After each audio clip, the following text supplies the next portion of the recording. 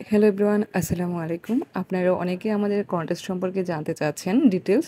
আমি ডিটেলসটা একটু বলে দিচ্ছি। আপনারা হচ্ছে এই পোস্টে আপনাদের ৫ জন বান্ধবীকে হচ্ছে মেনশন করবেন অবশ্যই কমেন্টে এবং হচ্ছে ভিডিওটা পাবলিকলি আপনার টাইমলাইন অথবা যেকোনো গ্রুপে শেয়ার করে সেটার স্ক্রিনশট রাখবেন।